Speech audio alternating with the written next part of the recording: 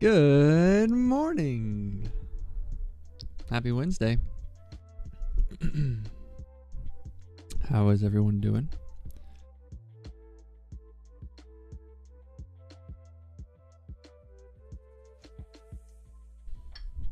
Today's episode is brought to you by my wife, who supported me through everything.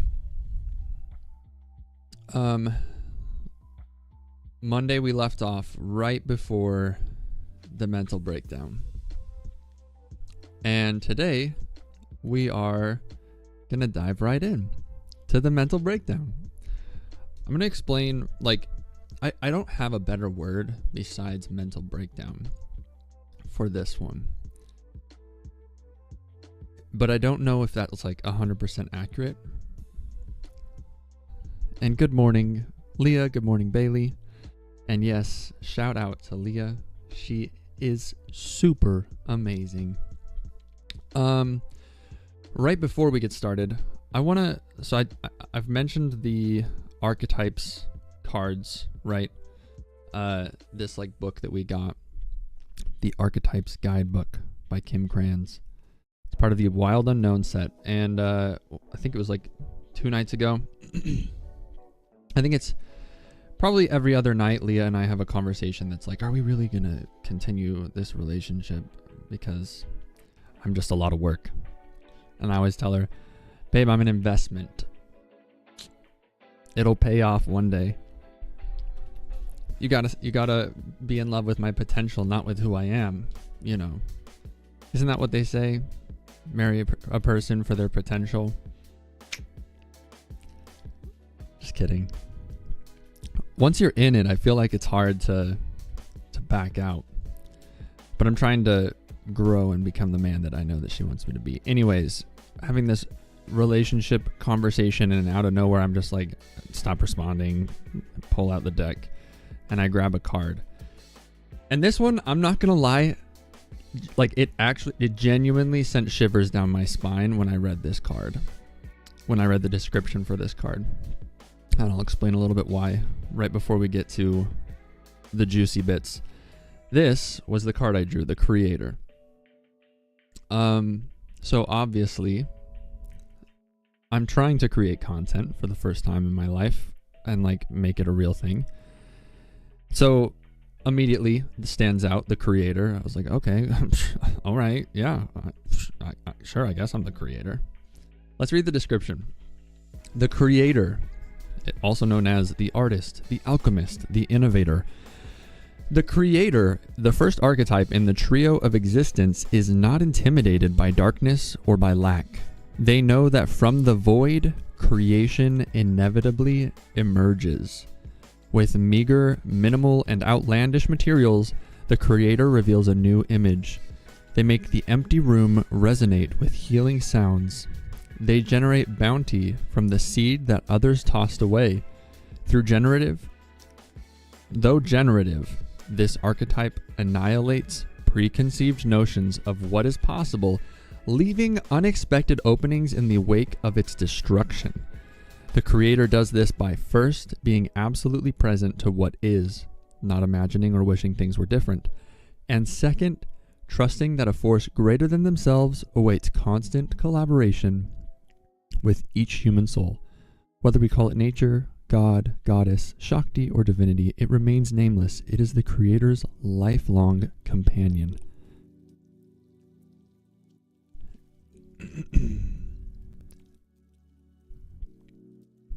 Is not intimidated by darkness. They know that from the void, creation inevitably emerges. The mental breakdown for me, that was the void. That if I had to describe a landscape or an image, it would just be pure blackness. If you've ever done a sensory deprivation tank, it's like you're floating in space. And it felt like that, but not peaceful. And that's the void. That's what I would call the void. And here's the part that really gave me sent shivers down my spine. On Monday, I talked to you a little bit about the right hemisphere of my brain. This other like entity, I guess, that I could talk to. And in like conversations with friends, and actually when I was talking to I've told a lot of people about this, probably more than I should have told about this. I call this like the right half of my brain, the emotional intuition part of my brain, Nix, Nix. And that's like been my gamer tag for my entire life. And when I was really young, elementary school, like 10 or 11, I started writing a book, and the main character's name was Nix, and that's where the name Nix comes from. And this was like, there's like, on the page, there's like different parts sideways, right? This is what the sideways part says. To increase your creator energy, ward off jadedness at all cost. Recommit to childlike curiosity and nix the rules. I don't know if you can see it right there. Nix the rules. And I read that and it was just kind of like, whoa, wait, no, are you kidding me? Like, I just randomly drew this card out of the deck. It fits perfectly with where I am in the show. And it has the name Nix, or the word Nix. That's kind of freaky. Kind of freaky.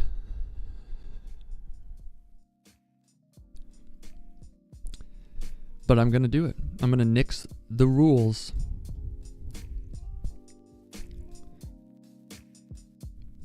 And we're going to talk about things that most people don't feel comfortable talking about. And so, trigger warning, disclaimer. Today's episode is going to talk about how I got through the darkest time of my life, how I'm continuing to get through the darkest time of my life, and we will get to the modern day and go from there, see how this works. So, get back right where we left off, the pressure cooker exploding. Leah and I were having this conversation, and I felt this like I'm nowhere even close to where I want to be right now. I quit my job so that I could pursue my dreams and start my business, and then I ended up just getting multiple bosses who all had different working styles, and like I was even more busy, preoccupied. It was like I sold all of my time now, and I had no boundaries because it wasn't a 9-to-5. I was just a freelancer.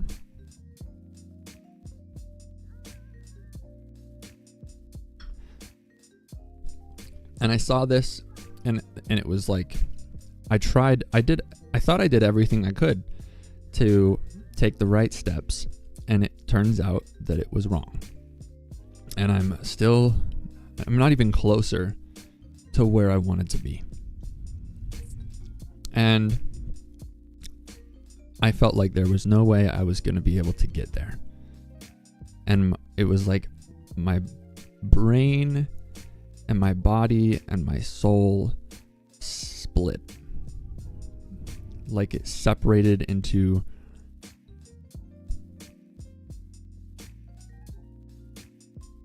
two parts that like oil and water. It was like the way that I wanted my life to be and the way my life was, they couldn't mix.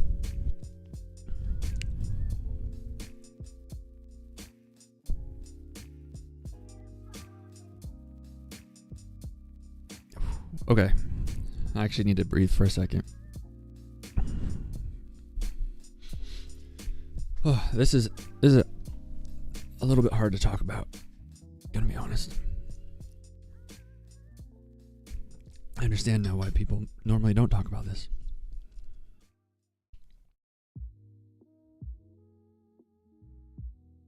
Let me see if I can offer something that might be a little more relatable.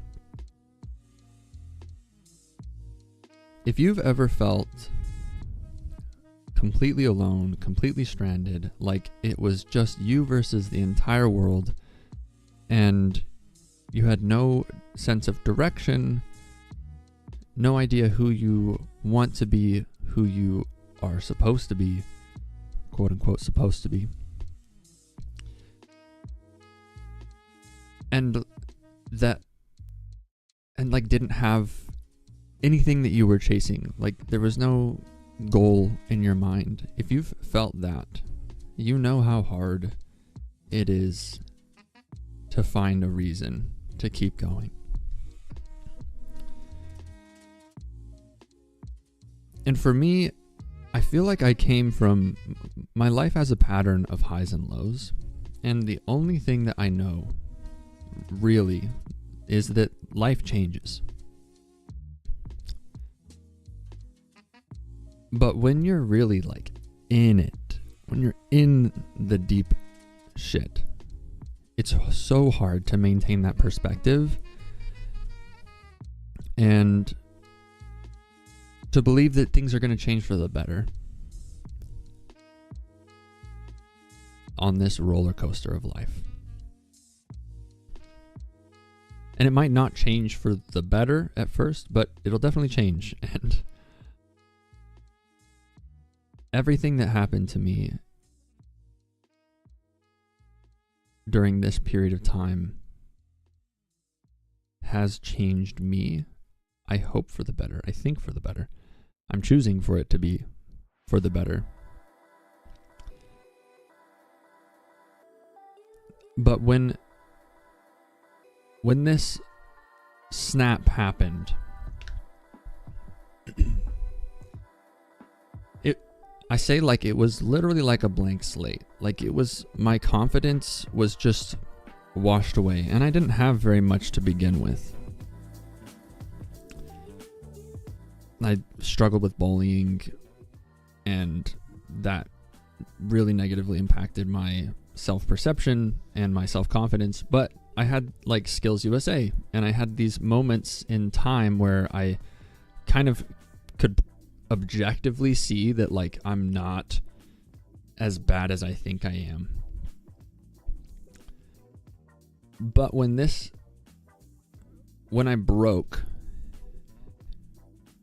I'd always been able to kind of, I guess, like keep the balls in the air to a certain extent. Like even when I was on the farm feeling depressed, I was still for the most part able to like wake up, feed the cows, milk the cows, do the things that needed to be done, and just sort of like force myself to get through it.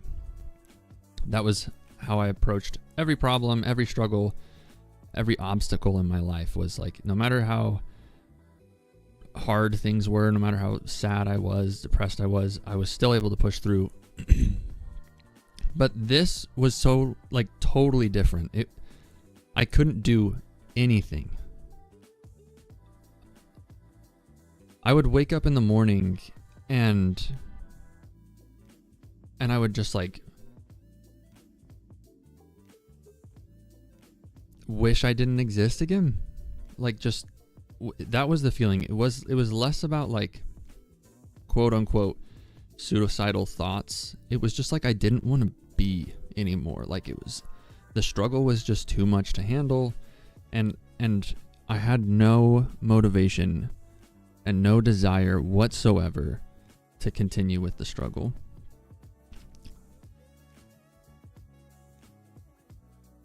And to the point where like I had work that I was supposed to be completing, and one of my main freelance clients is my uncle, who does ADHD evaluations. He helped me to understand my ADHD a little bit better and like solidified my diagnosis. And he's incredibly kind, incredibly patient. Like probably one of the main reasons why I'm still alive right now. And I like had a meeting with him one day where I was supposed to be presenting some work that I'd accomplished over the last like 2 months, month and a half. And I like was having a panic attack during the presentation. Like I couldn't get words out. I couldn't function. And it was like every time before this, I'd always been able to push through, but I really just couldn't. And it was like if we try to think of things with like, there's a purpose behind everything that happens, which I tend to see the world that way because of my faith and my religious upbringing. Looking back on it now, it was kind of like I needed to know what it felt like to really understand, because I think I'd seen people struggle before and I didn't know how hard it could actually be. There was a part of me that was like, oh, you just like get over it, just do it, you know, like it doesn't really matter.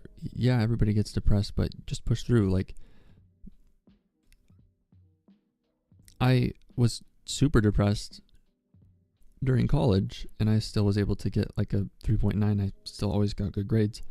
So whenever I would hear or see about people who were also depressed but struggling, I was like, I'm just better. I'm built different. We have the same struggles, but I can handle it. And this was like God's way or the universe's way or my brain's way of saying like, dude, you're not special. There's nothing different about you. If you knew like what this other person was going through, you would have no expectations of them pushing through and just doing it.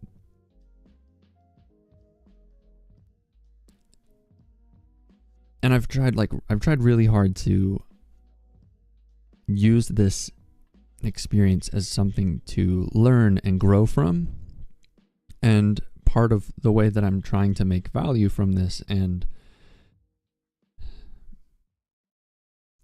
help others who might be going through the same thing or who have experienced something similar or eventually might experience something similar. That things change and it's okay. Like, this is just part of the story.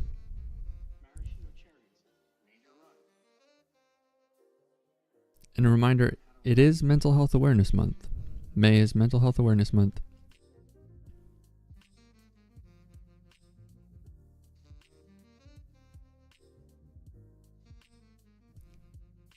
And it's real. I even now, I still like, I feel this guilt and this shame around everything that I've experienced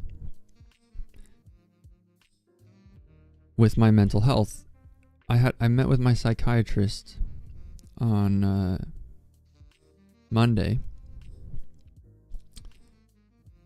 We were talking about going back to work. And during the time, like a couple of maybe weeks after this whole like, I don't know if mental breakdown is the right term. It's the only thing I'm gonna call it like, you know how in the world there's like big events like before Christian era and then like AD, right? Like you have these period defining events. For me, my life is kind of split into two eras. BMB, before mental breakdown, and AMB, after mental breakdown. And it was a few months AMB, and Leah was feeling the financial stress of me not having the job that I was having, like at the law firm, me not working as many hours as a freelancer. And so that like was kind of stressing her out, and rightfully so, because her husband suddenly went from full-time job at a law firm, director of marketing and or manager, marketing and operations manager. That was the name of my position. And like getting paid pretty well. Going from that to completely incapacitated and not working at all, even the freelance stuff that he was doing already. And in fact, like, I wasn't helping with dishes, I wasn't helping with laundry, I wasn't helping around the house, I didn't clean. Like, I literally just, it was all I could do to just lay on the couch and breathe most days. And I would do like guided meditations, and Leah would come in and try and comfort me, and I would just like, it was this cyclical thought pattern of like, just get up and do what you need to do. Just get up and do what you need to do. Stop being a little bitch and do what you need to do. Like, over and over and over. And then this other part of me saying like, I can't. I don't believe in myself anymore. Like, the confidence is gone. I can't do anything. And there was a point where I was like looking at jobs to become a waiter, like at our favorite brunch place, First Watch. Shout out First Watch. I was like looking at, they were hiring waiters and like table bussers and stuff, and as I like pulled up my resume to start like editing it so that I could apply for a job to be a waiter, just to like get out of the house, be productive, do something, I like had another panic attack. Like, I was like, I don't think I can do this. I don't think I could be a waiter. Just the crippling self-doubt. Zero belief that I could handle anything that came my way.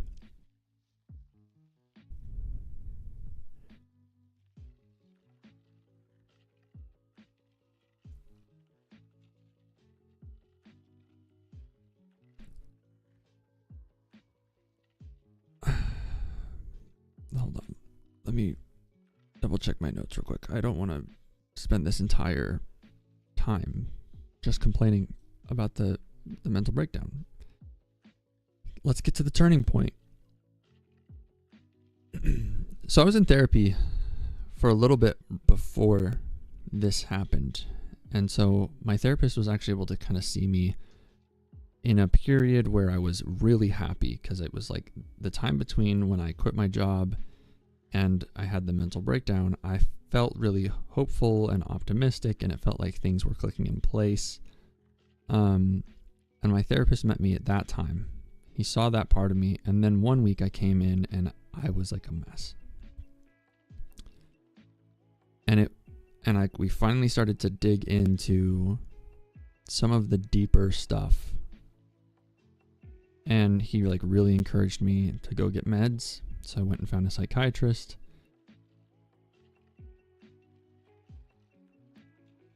I think Leah started to kind of understand this, like, Braden's sick. There's something that is not normal right now, and it's okay for him to rest and recover from this sickness. And she just like started to support me. And I feel like the hardest part of it was realizing and like accepting that I couldn't really do anything about it. Like, I couldn't just make it better. I couldn't just push through it. It really felt like I was trapped in like a prison of sadness and panic and fear. And there was nothing I could do to get out of it on my own. But the medications started to help. Leah and I were consistently having conversations that were super helpful, really productive. My therapist was really helpful. And I started to talk to people about what had happened. I think at first I was super embarrassed. It was just like, how are you supposed to talk about this? But then there was like a shift where I just decided, you know what? Like, if it can happen to me, it can happen to anybody. Like, I'm just a white guy whose life wasn't that bad, and all of a sudden everything fell apart. So imagine other people, how hard they have it. How many of us are just hanging on by a thread all the time and like not letting anybody else know. And so I wanted to be a little bit rebellious and start telling everybody that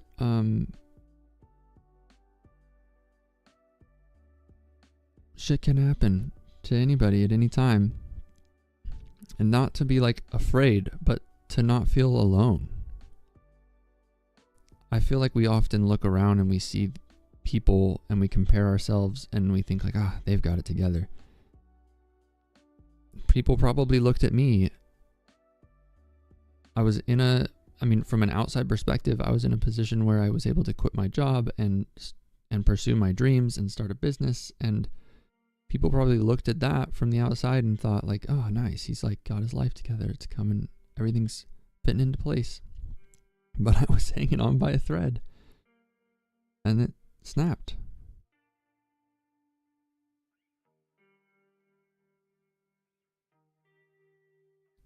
And there's not really a place for people to talk about that with friends, with people who understand. Obviously, therapy is great. You can go have one-on-one conversations with a professional. But there's something about a community of something about not feeling alone and isolated, and like your experience is unique, that I think is really powerful.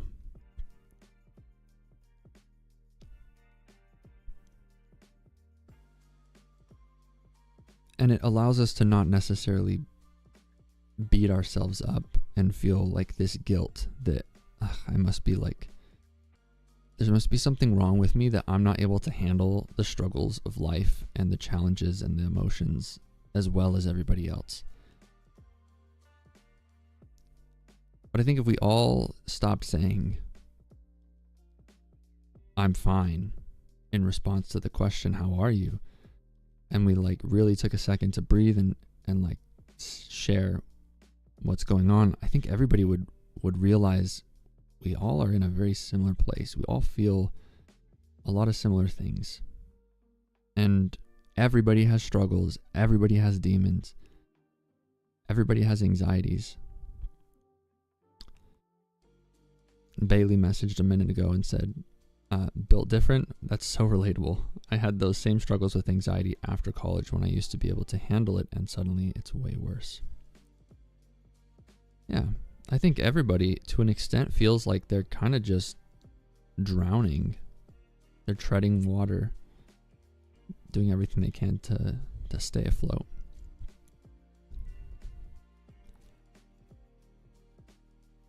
But life changes. It's the only thing that we really know.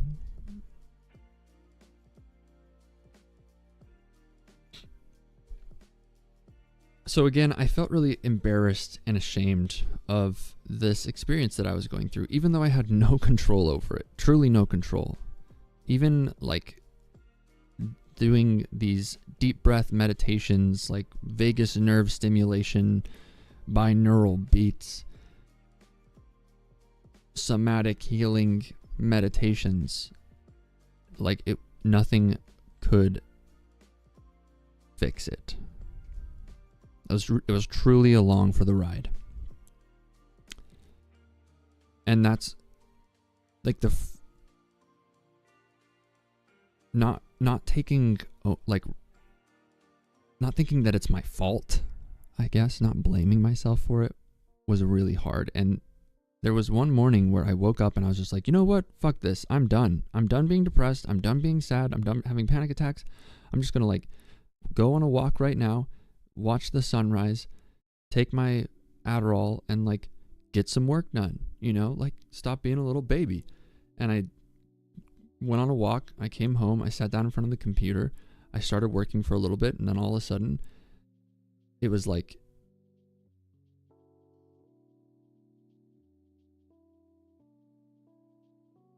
somebody yanked the controller out of my hand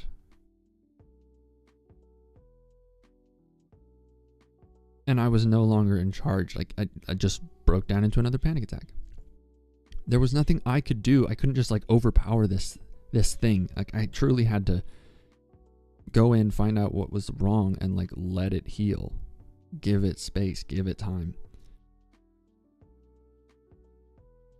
And I don't think there was anything else that could have helped it besides time and self-acceptance, love, support from my family, from my friends, from Colin, from Bailey, from Leah, from everybody that was around and helped me feel like I had a reason to keep going.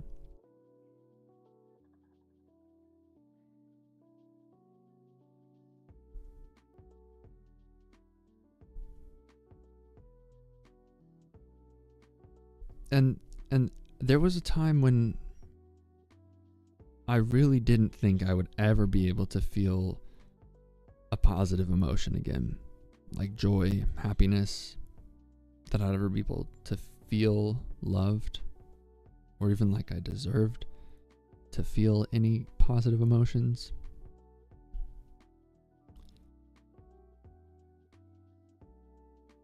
And if you have ever been there or are there, I promise things change.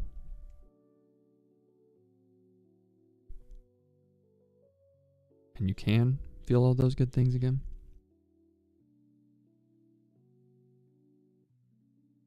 And it's okay to be sick. There's nothing wrong with you.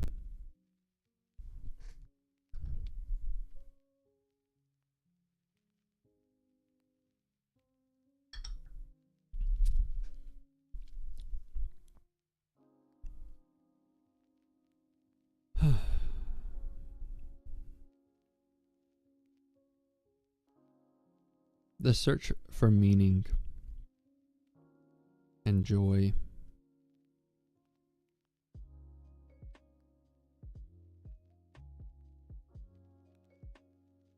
is something that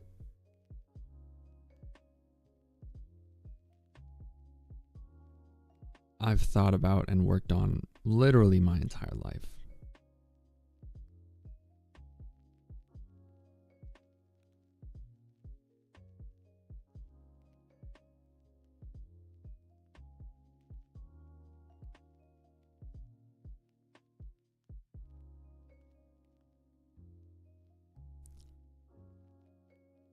I think the point is that there isn't an answer. There isn't like something that you're going to find that's like, oh yeah, there it is. Found the meaning and the joy in life.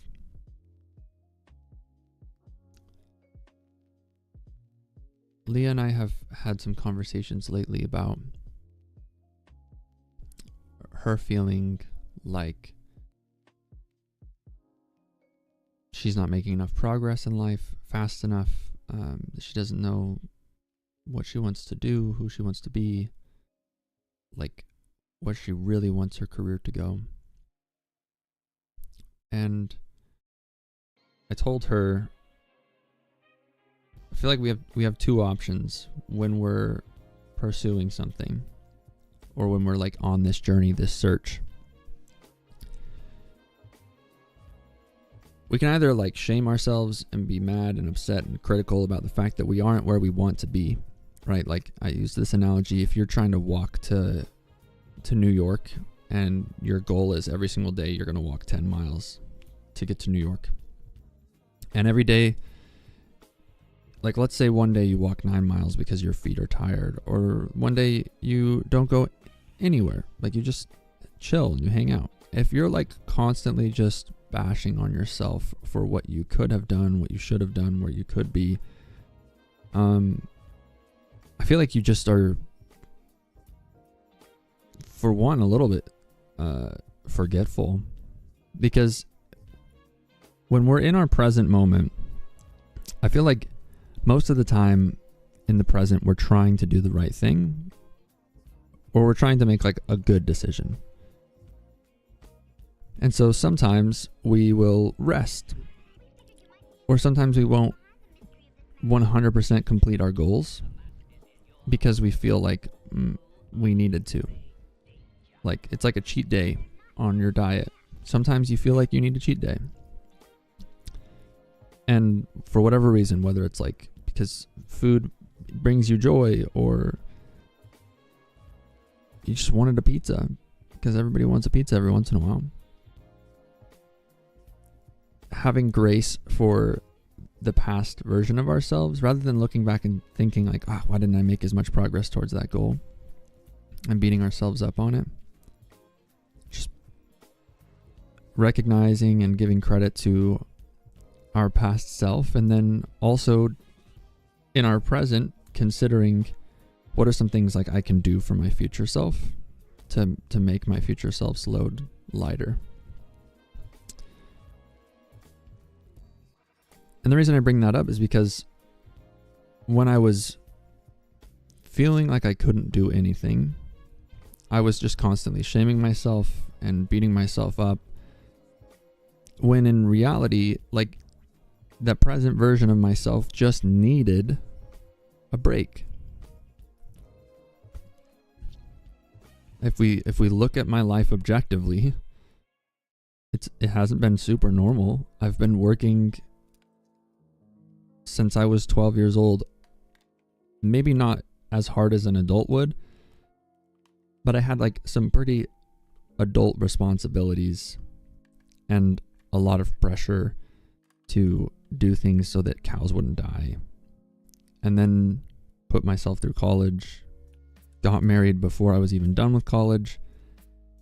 There's now suddenly this pressure to be a good husband and to provide, to care for your spouse and for your partner. And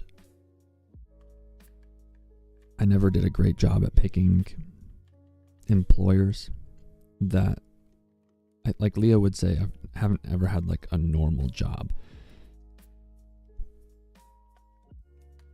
with like stability and stuff.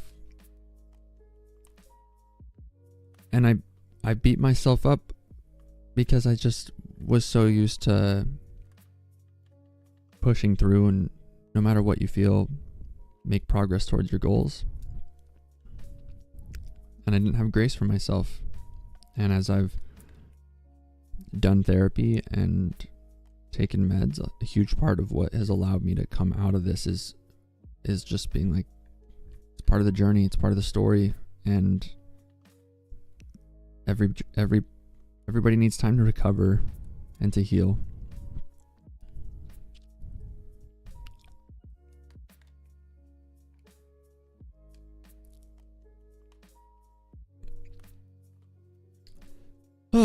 Okay.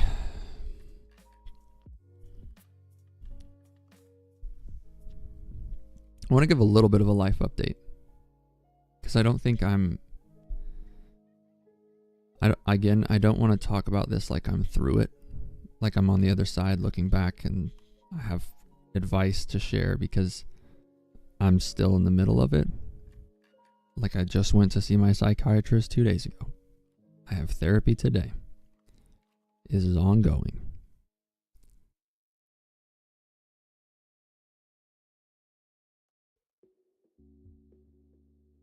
But today marks the start of a pivot in the story.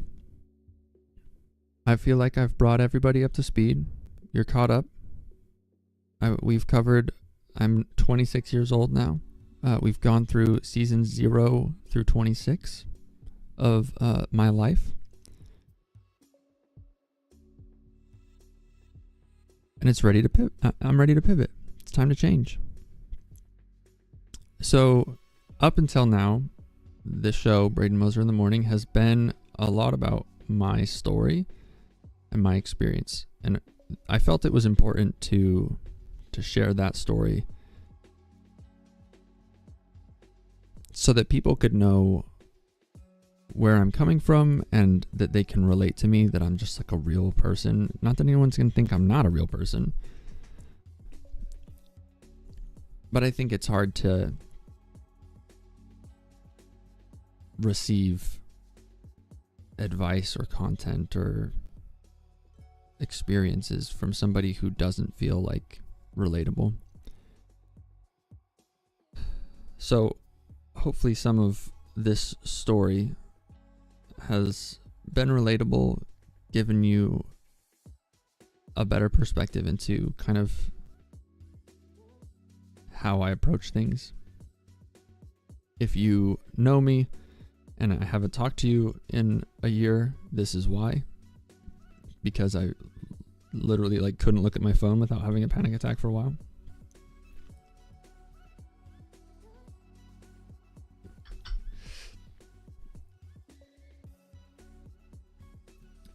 But I'm back.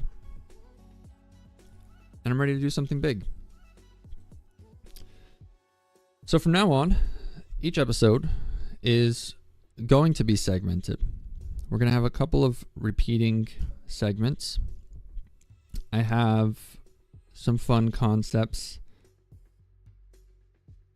that I'm excited to explore. I have a concept called Why is Gamora that I want to do. If you've seen the Avengers or Guardians of the Galaxy, you'll know what that means a little bit. It's essentially like I want to ask the why questions that we often don't ask ourselves. Like I think so often we are presented with this world, the social constructs, the expectations, and we don't question them. So Why is Gamora is going to be a segment where we question the things that we've just accepted. Obviously, we'll have coffee chat. Probably not every Friday, but some Fridays. I have another segment called Mythical Mysteries. We're going to talk about alternative explanations for the things people have described with or explained with mythology or fantasy. I think a lot of the stories that we have are people just trying to explain things they couldn't explain. And they explained them with fairies and ghosts and magic. Another segment we're going to cover is That's My Theory, That's My Opinion, and maybe That's My Hypothesis. These are just going to be kind of like the research that I've been doing into science, religion, philosophy, psychology, and how it's actually applicable to our lives. And then we'll have a segment called JTT Just the Tip. I think I've explained that already, the business model, Just the Tip. But part of what I've done as a freelancer is like marketing and business consulting. And I think a lot of people who have had conversations with me seeking advice would say I gave great advice. In fact, my mom has paid me for advice before because she needed some consulting and she said she would pay me. Not many people can say their mom pays them for a good advice. So Just the Tip is basically like a free consulting session, free consulting segment where if you have any questions or thoughts or something you're trying to think through or understand about yourself, you can come on and we'll do like a live conversation. You can actually join the call. We'll get you in Discord and we'll talk through something that you're going on, and some people I might even bring into the studio. And then we've got a fun segment coming called Shower Thoughts and Stoner Thoughts. It's just the fun, funky thoughts.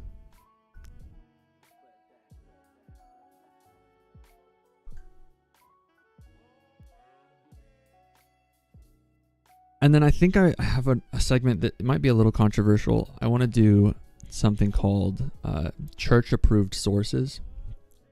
So in Mormonism, they often say to not really ask questions and turn to non-church sources. So like, don't really look at the news or the history books or anything like that. Go to like lds.org and only look at stuff that comes from the word of the church. So I want to do some dives into some interesting subreddits, some interesting websites, and we'll call that church-approved resources, church-approved sources. And I hope that Leah's here still. I want to do a segment called Love Letters to Leah. And this will be conversations about lessons on love. I've been married since June 5th, 2021. So we're coming up on 4 years. Crap. I have like 3 weeks until my anniversary. Poop. It's a good thing I brought that up. So 4 years at 26. Not an expert at all.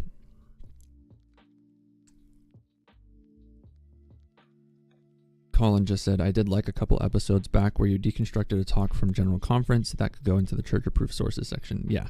That would also potentially go into mythical mysteries. One example I like to use is the story of Jesus healing the blind man, right? And he asks this guy to go wash his eyes in the river. And I just like imagine an alternative, like if I was able to time travel and go back in time and watch this happen, right? And there's like some dude grabs onto like Jesus's robe and it's like has this belief that if he touches Jesus, his blindness will be cured. And Jesus is just like a pretty smart dude in a world where people know very little, and he looks at this guy, and the dude looks up at him, and he's got this just like nasty like goop and pink eye, and you can clearly tell that this dude has some stuff in his eyes. And Jesus is like, go wash your eyes in the river. And the dude goes and he washes his eyes, and he literally just had like junk in his eyes, and his eyes were just needed to be cleaned. And that's mythical mysteries, right? Just like, what is the potential actual explanation? Instead of thinking, oh, there's a ghost, just be like, oh yeah, there was a draft. Oh yeah, the dude just had stuff in his eyeballs. Like, maybe that guy wasn't dead. Maybe he was just asleep, like really asleep. Did you know that people were buried asleep before? They would tie bells to people's fingers when they buried them in case they woke up, and they could ring the bell and they would come and they would dig them out, because people didn't know how to confirm death very well. So no wonder you can bring people back to life, because we just thought they were dead. And then we'll have a segment called Story Swap. So I've mentioned a little bit about how story is like the core of my philosophy. Every single person, we're all writing a story in our head. And there are roles that we play. We are both the director, the actor, and the viewer of like a movie, right? Everything that we see through our eyes is like a movie screen. And the witness observer in your head is the person watching that movie. And we are that person, and we can choose how we interpret the film. There is no wrong interpretation. Unless you think that Huckleberry Finn was bisexual. Apparently that's a wrong interpretation. But when we're watching our story, we have that, and then we also get to direct the decisions that we're making, and we get to change how we act in the real world. We're the actor, the director, and the viewer all in one. And I want to hear your stories, because everybody's story literally shapes a life. Like, that's a human being's experience. That's crazy. So Story Swap will be an interview segment where we swap endearing stories about each other. We say, like, this is the things that we remember about each other. For example, Colin Schultz, my good friend Colin Schultz. I've known him since I was 12 years old. We've done a lot of fun things together. He taught me how to play Magic the Gathering. And we have this thing that we do every time we see each other, where we do a handshake, and then we do this thing, and then we go into a hug, and it's perfect, and it's in sync every single time. And it is one of the main reasons why I continue to wake up every single day, is so that one day, eventually, I'll see Colin again, and I can give him a handshake hug. He's one of my reasons for living. He's an essential part of my story. And he is one of the witnesses of the origin of the next segment called Trauma Ball. What was it? Last Thanksgiving? Maybe? Or Christmas? Something like that. It was right before my mental breakdown. A few months BMB before mental breakdown. And we had some friends over. One of them was Colin, and I had this like white snowball thing, and I decided to play this game where we passed around the white snowball, and we called it the trauma ball. And whoever was holding the trauma ball could talk about their childhood trauma or their life trauma or anything, right? And so we all went around the circle, and we talked about the things that we normally don't talk about. And so trauma ball is that. If there's something that you feel like you want to talk about, that you want to get off your chest, that you feel like you haven't been heard, Trauma Ball will be a segment where I want to give you guys the opportunity to talk about those things. We can analyze and dive into our trauma. And I'm not a therapist at all, but this is a place where we can just share. It's a community. It's community support. It's like group therapy. It's like Alcoholics Anonymous, except for it's people on YouTube Anonymous.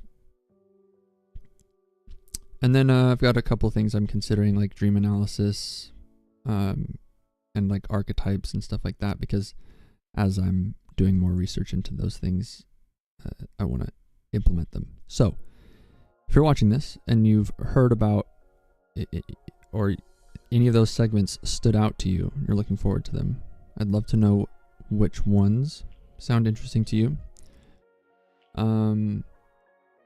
And if you have any ideas for topics or questions or things you want to talk about during those segments, I would also love to hear.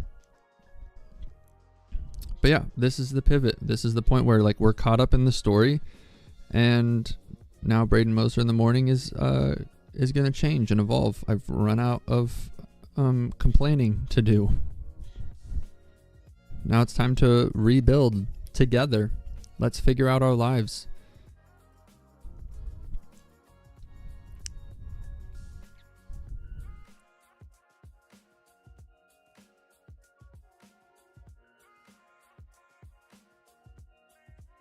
I think that's pretty much everything I have for today.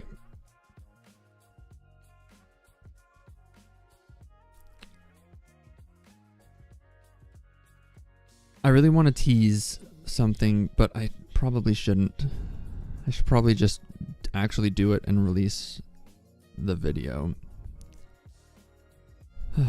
So, in that sense, I guess that is a little bit of a tease. Waiting for something. Alright, so I missed a couple of comments here. Colin said, Colin predicted where I was going with that one, about Jesus and the blind man. He says he had commented he just had mud in his eyes, lol. Exactly. And then he said, this guy's not dead, he's only mostly dead, from The Princess Bride. Bailey says, dream analysis could get weird. Love the sound of all of them. I should have been taking notes. Thank you, Bailey. Dream analysis can definitely get weird. If you've ever like read or listened to any of Carl Jung's stuff about dreams, he has some fun and funky concepts around dream analysis. But his archetypes give us some pretty interesting insights into potential meanings of our dreams. I'm really looking forward to love letters to Leah. I think that sounds like a fun segment to me. Sam says, good morning. We are listening in while getting ready to go camping with little man. That's so fun. I want to go camping again. We used to, growing up,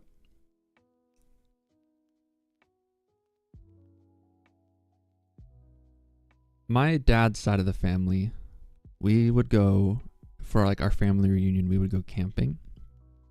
There were a few things that we did pretty regularly. We would do Thanksgiving at my grandpa's house in St. George. And then we would do some sort of like camping trip for a while. I think we stopped doing it because my mom went on one of the camping trips. We would go to the Tetons, and it was this kind of like ordeal where you had to get in like a raft and paddle up something called String Lake, and then you had to, I think it's called portage, where you like pick up all of your stuff in your boat and you carry it over the land and then you get back in your boat. So it was a bit of an ordeal, and my mom did that when she was pregnant with one of my siblings. And so we stopped doing it. But we used to go camping at the Tetons like once a year. And the Tetons is one of my favorite places in the entire world. It's just beautiful, for one thing. The nature, the mountains, the fresh air. The Tetons is a magical place. And then Leah and I were able to do our bridal shoot pre-marriage thing pictures in the Tetons with my aunt. But I pretty much haven't seen anybody from that side of my family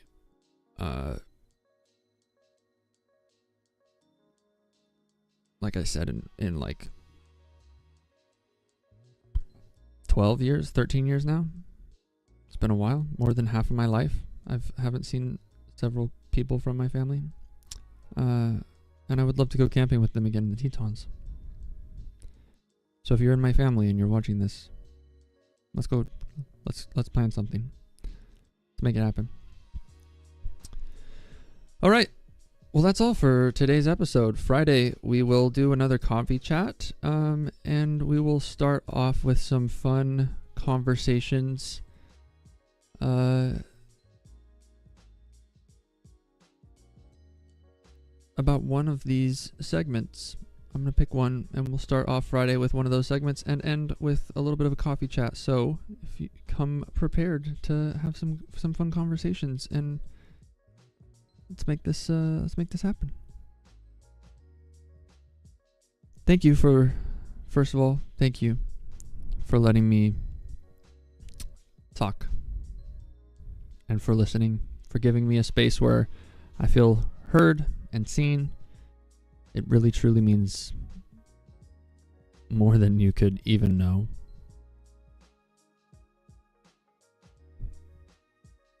I love you. Stay strong. No matter what you feel, life changes. See you on Friday.